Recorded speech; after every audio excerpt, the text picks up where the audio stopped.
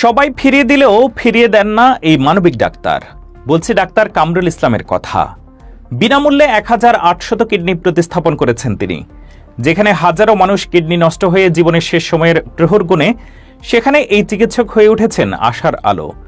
বাংলাদেশে প্রতি বছর প্রায় 10,000 মানুষের কিডনি প্রতিস্থাপনের প্রয়োজন হয়, কিন্তু বাস্তবে সেই সুযোগ পান মাত্র 350 মতো মানুষ। এর প্রধান কারণ হল বেশি খরচ আর সঠিক চিকিৎসার অভাব। খরচের ভয়ে আর সঠিক পথ না পেয়ে অসংখ্য মানুষ অকালে প্রাণ হারায়।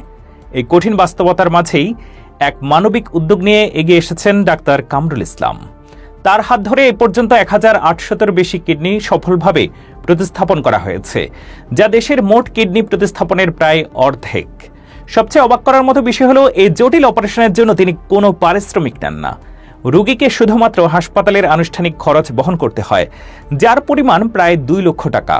যেখানে প্রতিবেশী দেশগুলোতে এই একই অপারেশনের জন্য 15 থেকে 20 লক্ষ টাকা খরচ হয়, সেখানে ডাক্তার কামরুলের এই উদ্যোগ নিঃসন্দেহে এক অবিশ্বাস্য মাইলফলক। শুধু তাই নয়, অপারেশনের পরে রোগীদের সারা জীবনের ফলো আপ এবং নিয়মিত পরীক্ষাও তিনি বিনামূল্যে করে থাকেন।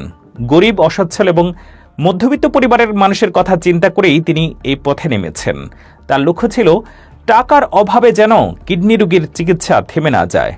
যখন তিনি এই কাজ শুরু করেছিলেন, তখন তিনি আজকের মতো এতটা পরিচিত ছিলেন না।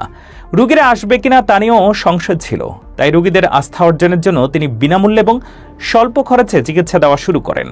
যখন তার কাজের সফলতা চারদিকে ছড়িয়ে পড়ল, তখন রোগীদের ভিড় বাড়তে শুরু করে। সফলতার শীর্ষে পৌঁছেও তিনি তার পারিশ্রমিক নেওয়ার কথা ভাবেননি, বরং মানব সেবার ব্রতকেই বড় করে দেখেছেন। এই বিশাল কর্মযজ্ঞের পেছনে রয়েছে তার একটি নিবেদিত প্রাণ দল। ডাক্তার কামরুল ইসলাম সবসময় বলেন, এই সফলতা তার একার নয়, বরং তার পুরো দলের। তিনি বলেন, কিডনি প্রতিস্থাপন একটি দলীয় কাজ।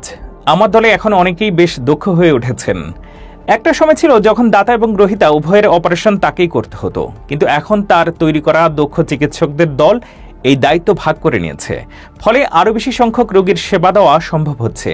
তাই এই বিনয় এবং দলীয় প্রচেষ্টা তাকে আরও অনন্য করে তুলেছে। এই মহৎ কাজের পেছনে সবচেয়ে বড় অনুপ্রেরণা হিসেবে তার মায়ের দোয়াকে উল্লেখ করেন। তিনি কৃতজ্ঞতা নিয়ে স্মরণ করেন, যখন অপারেশন থিয়েটারে থাকতেন তার মা সারাদিন জায়নামাজে বসে ছেলের এবং রোগীর জন্য দোয়া করতেন। বারবার ফোন করে রোগীর খোঁজ খবর নিতেন। মায়ের সেই আশীর্বাদ আর আল্লাহর বিশেষ সাহায্য ছাড়া এত বড় কাজ সম্ভব হতো না বলে তিনি মনে করেন। সহকর্মীদের সহযোগিতার কথাও তিনি সবসময় শ্রদ্ধার সঙ্গে স্মরণ করেন। ডাক্তার কামরুল ইসলাম কিডনি প্রতিস্থাপনের ভবিষ্যৎ নিয়েও ভীষণ আশাবাদী।